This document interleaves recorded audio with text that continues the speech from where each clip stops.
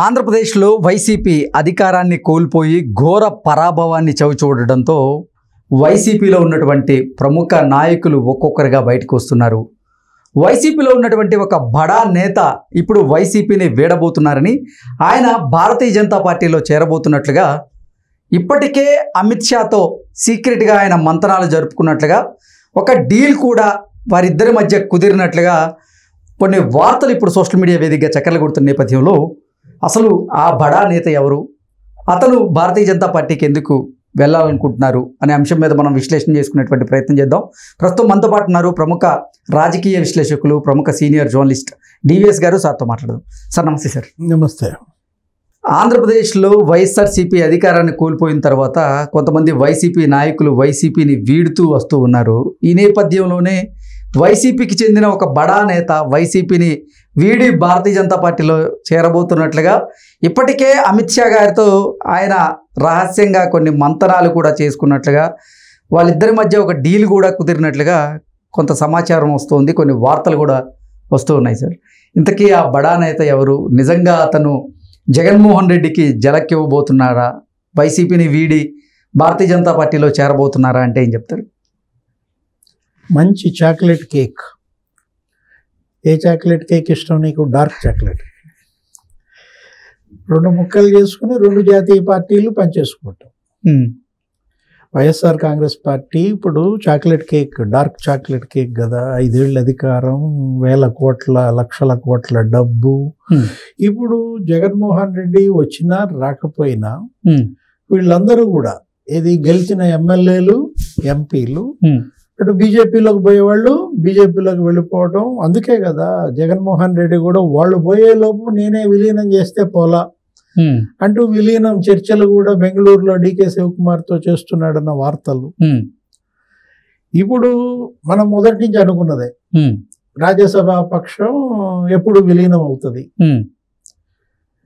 ఎప్పుడైతే కౌంటింగ్ నాడు ఓడిపోయారో నీకు 151 సీట్ల నుంచి 11 సీట్లకు పడిపోయిన దీంట్లో ముందు వీళ్ళు బాగుంటే తర్వాత జగన్మోహన్ రెడ్డిని ఒడ్డునేయచ్చు. అవును. దానికోసం విజయసాయి రెడ్డి ఇప్పటికే అమిత్ షాతో మాట్లాడేసినట్టు. ఇప్పుడు మళ్ళా 16 నెలలు జైల్లో ఉండటానికి విజయసాయి రెడ్డి సిద్ధంగా ఉన్నాడా? ఓకే. గతంలో ఆల్రెడీ 16 నెలలు జైల్లో ఉన్నాడు. జగన్ కోసం విజయసాయి రెడ్డి ఇవాళ మళ్ళా నరకంలో పడాలని అనుకోవటం లేదు. ఓకే. రాజ్యసభ పక్షాన్ని మొదటి దశలో విలీనం చేసేయటం మనం గతంలో చూసాం. తెలుగుదేశం రాజ్యసభ పక్షం కూడా ఇలాగే బీజేపీలో విలీనం అయిపోయింది. ఇవాళ వాళ్ళు నంబర్ 1 బీజేపీ లీడర్స్ అయిపోయారు. సీఎం రమేష్ అక్కడ అనకాపల్లి నుంచి లోక్సభకే గెలిచేసి, అవును, తర్వాత సుజనా చౌదరి గారు వీళ్ళందరూ కూడా చేరిపోయిన దీంట్లో ఇప్పుడు ఆయన కూడా ఎమ్మెల్యే అయ్యారు బీజేపీ తరఫున విజయవాడ పశ్చిమ.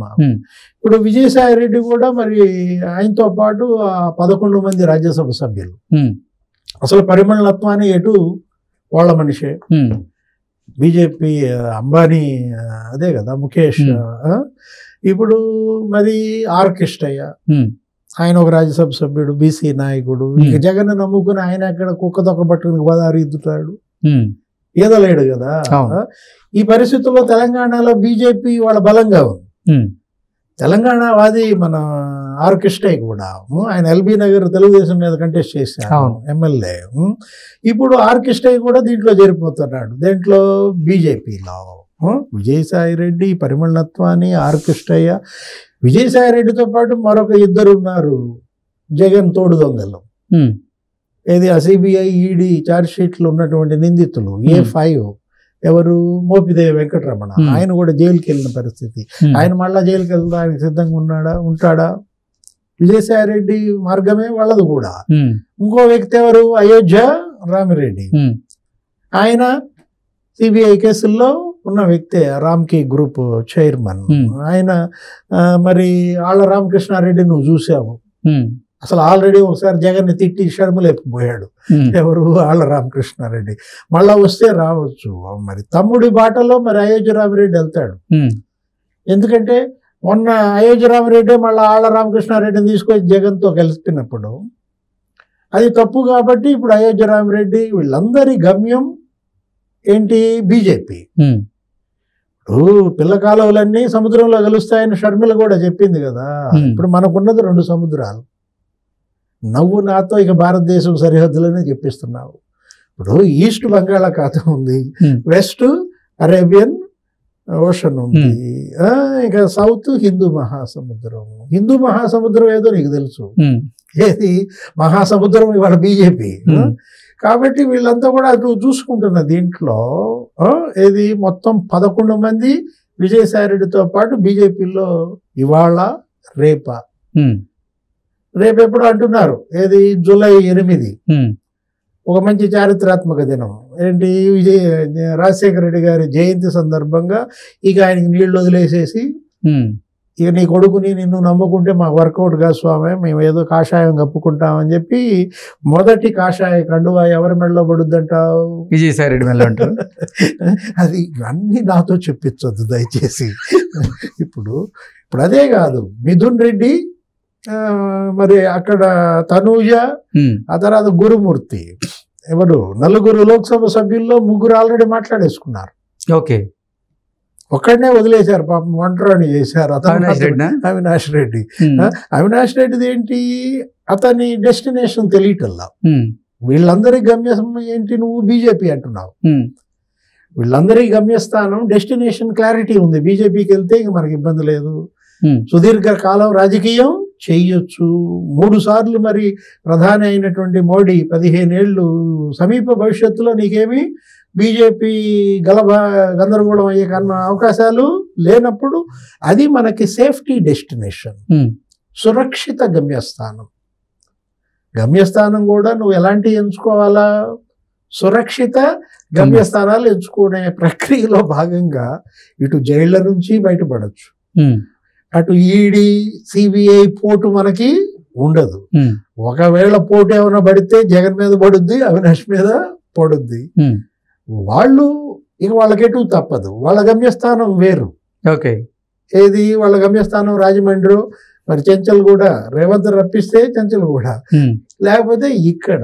ఇప్పుడు విజయసాయి రెడ్డికి మరో ముఖ్య అంశం ఏంటంటే అతని అల్లుడు కేసులు ఉన్నాయి. Liquor scam, Delhi liquor scam లో ఆయన అప్రూవర్ గా మారాడు. ఎవరు, శరత్ చంద్రారెడ్డి పెనికే అరవిందో, అతను అప్రూవర్ గా మారి పాపం కవితం లోపలేశారు. అక్కడ కూడా కేసీఆర్కి అన్యాయమే జరిగింది అనమాట. ఇప్పుడు అతనికి ఎవరికో ఒక పాపం వీళ్ళు చెప్పాడని జగన్మోహన్ రెడ్డి రాజ్యసభ కూడా ఇచ్చాడు, ఇది హెట్రాయిన్కో ఎవరికో పాపం కేసీఆర్. కానీ అక్కడ కూడా మరి ఆ కుటుంబాన్ని వీళ్ళు వదలకుండా శరత్ చంద్రారెడ్డి అప్రూవర్ గా మారి కవితను లోపలేయించాడు. ఇప్పుడు మరి శరత్ చంద్రారెడ్డిని ఢిల్లీ లిక్కర్ స్కామ్ లో సగం తేలాడు, సగం లోపల ఉన్నాడు. పూర్తిగా బయట వేయాలంటే విజయసాయి రెడ్డి వైసీపీని కనుక దానిలో కలిపేశాడు అనుకో, ఇక ఒడ్డును పడతాడు. అదే కాదు, అసలాడు ఉన్నాడు పెరికే రోహిత్ రెడ్డి. ఏది, ఇప్పుడు ఢిల్లీ లిక్కర్ స్కామ్ తో పాటు నీకు ఇక్కడ ఏపీ లిక్కర్ స్కామ్ కదులుతోంది. ఓకే, ఏపీ లిక్కర్ స్కామ్ అసలు ఢిల్లీ లిక్కర్ స్కామ్ కన్నా కూడా నీకు 100 రెట్లు పెద్ద స్కామ్ అక్కడ జరిగిన. దీంట్లో పురంధేశ్వరి దాని మీద సిబిఐ ఎంక్వైరీ అడిగింది. ఇవాళ కాకపోతే రేపైనా అక్కడ సిబిఐ ఎంక్వైరీ బిగినాయి, డిస్టిలరీస్ భాగవతం అంతా బయటకు వస్తే నీకు ఆల్రెడీ 300 కోట్లు దొరికాయి పెద్దడి విల్లాలో, శరత్ చంద్రారెడ్డి విల్లాలో. అవి ఆంధ్రప్రదేశ్కి డిస్టిలరీస్ నగదు అనమాట.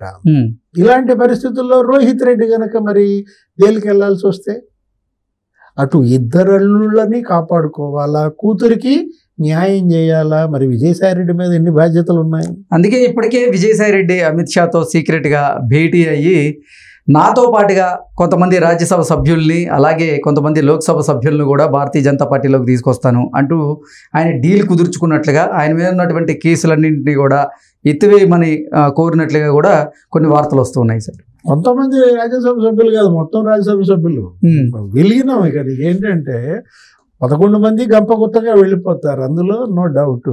ఓకే, కొంతమంది లోక్సభ సభ్యులు అసలు ఎంతమంది ఉన్నారని 4 కదా, 4లో 3 మాట్లాడేసుకున్నారు. ఇంకా ఒకటి లింగులు ఇట్టుకోమంట. అతను వెళ్ళేది ఇక బీజేపీ కాదు, కాంగ్రెస్ కాదు, అతను వెళ్ళేది జైలుకే. కాబట్టి ఇక అతనికి సమస్య లేదు. ఎవరు, అవినాష్ రెడ్డి వివేకానంద రెడ్డి హత్య కేసులో. Jaganmohan Reddy now he is in cross roads. Okay, ఆయన ఇప్పుడు ఎక్కడున్నాడు, క్రాస్ రోడ్స్ మధ్య ఉన్నాడు.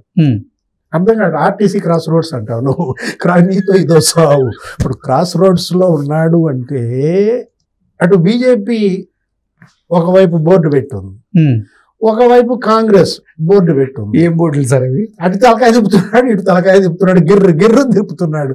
ఎటు పోవాలో అర్థం కావట్లా. భారతీ రెడ్డి ఎటు దోస్తుందో చూద్దాం. ఓకే మేడం, భారతీ చేతిలో ఉంది. Okay sir, thank you so much. నమస్తే.